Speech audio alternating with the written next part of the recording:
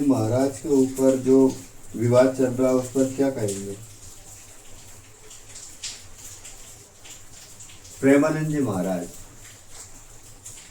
वैसे तो क्या बोले अपन प्रेमानंद जी महाराज के बारे में, परम आदरणीय और परम पूज्य है अपने।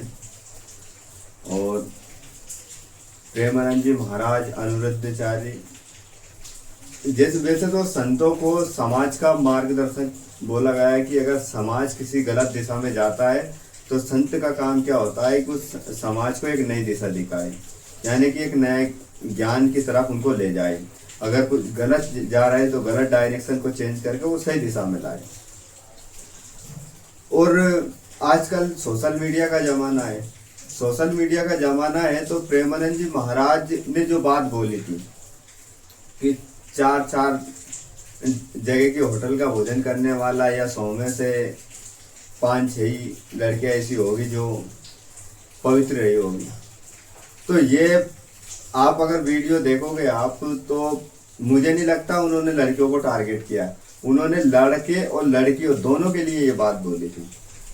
अगर अनिरुद्धाचार्य महाराज के बारे में भी आप देखोगे तो उनने जो दिया था बयान उसमें भी लड़के और लड़कियों दोनों के बारे में बोला था कि लड़कों को भी अपना अच्छा कैरेक्टर बना के रखना चाहिए, चरित्र का ध्यान रखना चाहिए और लड़कियों को भी रखना चाहिए। यही बात प्रेमानंद जी महाराज ने भी बोली थी कि लड़कों को भी और लड़कियों को भी, क्योंकि आजकल की युवा पीढ़ी के अंदर कौन आता है?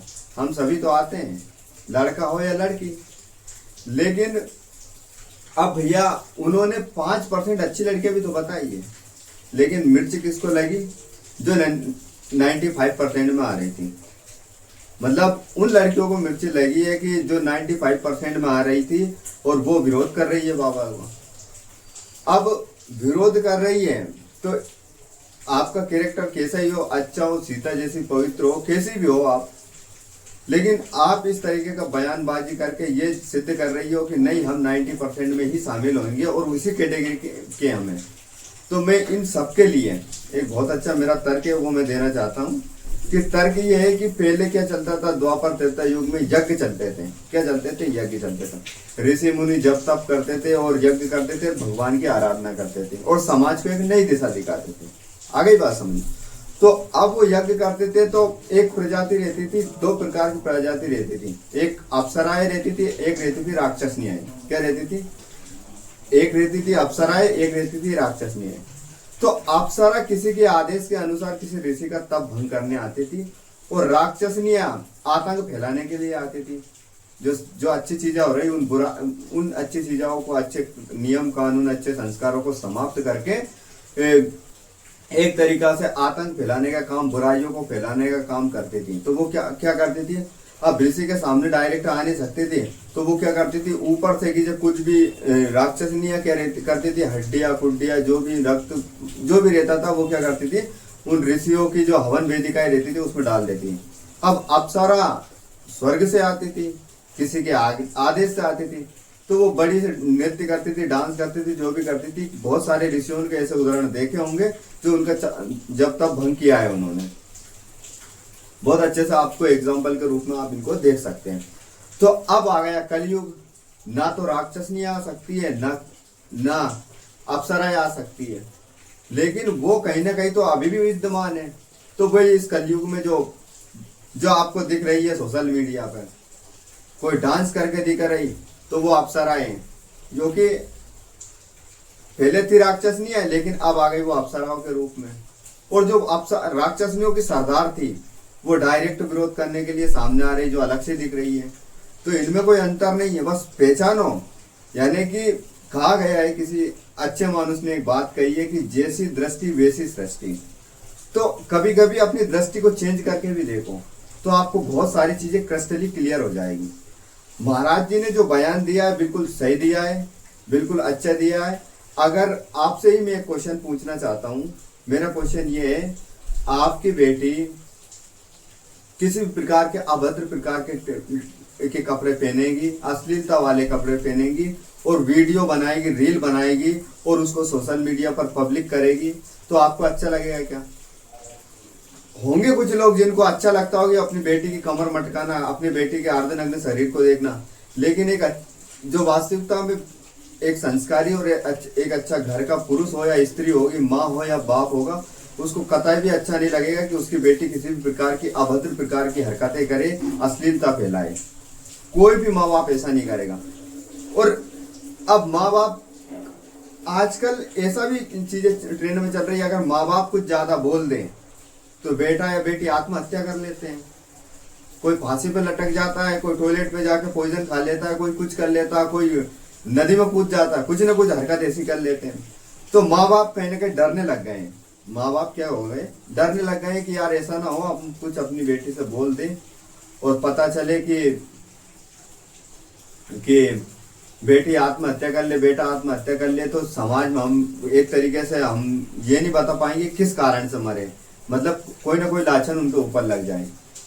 माँ बाप ने बोलना बंद कर दिया, बेटों को लगा कि यार हम तो आजाद हो गए, फ्रीडम से रहने लग गए, तो कोई हर तरह के ड्रग्स के नशे कर रहे हैं, हर तरह की अश्लीलता फैला रहे हैं, जितना जो उनसे बन रहा पूरी सब चीजें कर रहे हैं वो। अब लेकिन कहीं ना कहीं जो समाज के मार्गदर्शक बन के बैठे हैं, जो बड़ी बड़ी वेद गद्दियों पर बैठे हैं, वेद पीठ पर बैठे हैं, वो तो समाज को आईना दिखाने का ही उनका एक मूल उद्देश्य है, और इसलिए वो बैठे हैं। वो अगर ये बात बोल रहे हैं तो इनको बुरी लग रही है, बल्कि इनको ऐसी बात बुरी नहीं लगनी चाहिए।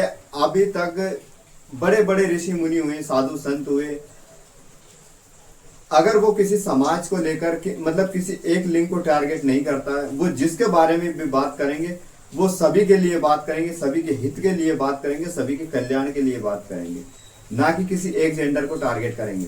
और अगर तुम अच्छे हो, सच्चे हो, तो ये सबूत दो कि हम अच्छे हैं, समाज में एक नई मैसेज दो कि हम अच्छे हैं, हमारे बारे में लोग गलत बोल रहे हैं, इनकी सोच गलत है, ये गलत बोल रहे हैं, तो उसका एक मैसेज दो ना, सभ्यता में आओ ना, अपने कल्चर को फॉलो करो ना। क्यों वेस्टर्न कल्चर पर जा रही हो? आप इस्कॉन में देखोगे जो बाहर से आ रहे हैं, रशियन, यूरोपियन जो भी आ रहे हैं, वो पूरे एक हिंदू कल्चर को फॉलो कर रहे हैं, वह कायदा व्यवस्थित ड्रेस कोड है उनका। और यहीं पर हमारे जो देश की मूल निवासी है, हमारे देश की महिलाएं, हमारे देश के पुरुष हैं, जो वेस्टर्न कल्चर को फॉलो कर रहे हैं, वहां आप देखोगे तो पूरा अर्धनग्न अवस्था में फर रहे हैं। तो क्या है ये बताओ? अब समाज को एक दिशा और दशा दिखाने का काम हमारे बड़े बुजुर्गों को है, हमारे जो ऋषि मुनि है उन सबको है। ये अधिकार कानून नहीं देता है, ये अधिकार प्रकृति देती है, ये अधिकार पहले से ही विद्यमान है। ये कानून संविधान तो बाद में बना है, और संविधान और कानून को बनाने वाले हम ही है।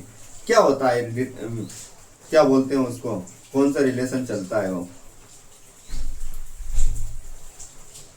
उस रिलेशन का मेरे को अभी नाम भी याद नहीं आ रहा है, लिव इन। तो ये क्या होता है live in relation? Live in relation होता है क्या है? बोलते हैं कि ट्रायल करना चाहिए। अरे भाई साहब, तुम्हारे माता पिता ने ट्रायल किया था क्या? ये बताओ मुझे। तुम भी तो पैदा हुए हो, पर उनका भी तो घर संसार चल ही रहा है? अरे अपनी वो पीढ़ी है जिनके माता पिता का व्हाट्सएप, टेलीग्राम, इंस्टा पे आईडी नहीं होगी, और आज जिसके 2000 के बाद में जितने भी माता पिता होंगे, जितने भी इनके बच्चे होंगे, सबकी आप आईडी देख लो, रील्स देख लो, सब कुछ देख लो, है? तो वो भी तो रहे होंगे कैसे न कैसा। क्या उन्होंने भी ट्रायल लिया था? ऐसा नहीं था। क्यों नहीं था? क्या शिक्षा का अभाव था? क्या और भी कुछ चीजों का अभाव था? क्या किसी भी प्रकार की चीजों का अभाव नहीं था, किसी भी प्रकार की कोई साधनों का अभाव नहीं था, सब कुछ अवेलेबल था। उनके अनुसार सब कुछ चीजें अवेलेबल है। जिस प्रकार हमारे सामने बहुत सारी चीजें अवेलेबल थी, तो उनके टाइम पर भी सब कुछ चीजें अवेलेबल थी, लेकिन वो अपनी मर्यादाओं में रहे, वो अपनी संस्कृति के पालन करते रहे, वो अपने बड़ों से जो संस्कार मिले उनका पालन किया उन्होंने। तो इस तरीके से उनकी जिंदगी खुशहाल तरीके से बीती। और आज अगर आंकड़ा देखोगे तो एक दिन में लाखों डिवोर्स होते हैं, लाखों ब्रेकअप होते हैं, लाखों शादियां होती है। क्यों होती है? मतलब जितनी जल्दी रिश्ता शुरू होता है उतनी जल्दी खत्म हो रहा है। उसके पीछे का रीजन क्या है? इसके पीछे का रीजन है कि हर चीज की अवेलेबिलिटी। अगर किसी के रिश्ते में किसी प्रकार की खटाई आई, कोई लड़का लड़की का विवाद हो, कोई पति पत्नी को, तो साइड वाला बेटा ही है कि यार ऐसा नहीं, तुम तुम्हारे पति से डिवोर्स ले लो, मैं तुम्हारे साथ हूं। मतलब वो बेटा ही तैयार बेटा है। किसी और पति पत्नी में झगड़ा हुआ तो कोई बेटी है कि यार तुम उसको छोड़ो, मैं तुम्हारे साथ, तुम्हारे हर तरीके का ध्यान रखूं। ये अवेलेबिलिटी। इस कारण ये चीजें, इस प्रकार की ये गंदगी ये समाज में फैल रही है। और इन सबको कंट्रोल हम ही कर सकते हैं। हम अपने आप में सुधार करेंगे तो ये चीजें अपने आप कंट्रोल हो जाएगी। किसी पर ब्लेम करने की, किसी पर टीका टिप्पणी करने की आवश्यकता नहीं है। गुरुओं का काम है, हमारे साधु संतों का काम है, हमारे पूर्वजों का काम है, हमारे अपने बड़ों का काम है हमें सही दिशा दिखाए, चाहे वो डांट के दिखाए, फटकार के दिखाए। अगर आपको कोई बात हंसी मजाक में बोल देंगे ना यही कि बेटा ऐसा नहीं करना है, ये बात बुरी है, तो आप नहीं मानोगे। और वही बात अच्छे से डांट के बोलेंगे ना तो कहीं ना कहीं आपके दिमाग को वो बात क्या करेगी, एक छाप छोड़ेगी। और ये आएगा समझ तो हाँ यार ये बोल रहे हैं तो कुछ ना कुछ तो इसके पीछे कारण है। तो मैं ज्यादा कुछ इस पर बकान नहीं करूंगा क्योंकि मुझे इधर जाना भी नहीं है और इस बारे में बात भी नहीं करना। मुझसे पूछा सवाल तो मैंने इसका आपको ये उत्तर दिया। और आगे आपकी मर्जी, अगर मेरा गलत विचार अगर गलत है, मेरी बात अगर गलत है तो कोई दिक्कत नहीं है। वीडियो इस पर डलेगी यूट्यूब पर, तो आप इसको आपके अनुसार कमेंट कर सकते हैं आपकी राय में, क्यों मैंने जो बात बोली वो सही है या गलत है। और एक आपके पास साधन भी होता है इसको लाइक और डिसलाइक करने का, तो कर सकते हैं, कोई दिक्कत नहीं। लेकिन मैं मेरे घर में या मेरे समाज में ऐसी कोई सी व्यवस्था को लागू नहीं होने दूंगा या ऐसी किसी भी प्रकार की व्यवस्था का समर्थन नहीं करूंगा जो कि अश्लीलता, वेश्यायत, नग्नतापन और अभद्रता फैलाए। आगे बात समझ में, ठीक है। अब आगे आपकी मर्जी, जो आपको पसंद हो वो करो। चलो अपने टॉपिक पर आते हैं। तो अपन कहाँ पर थे?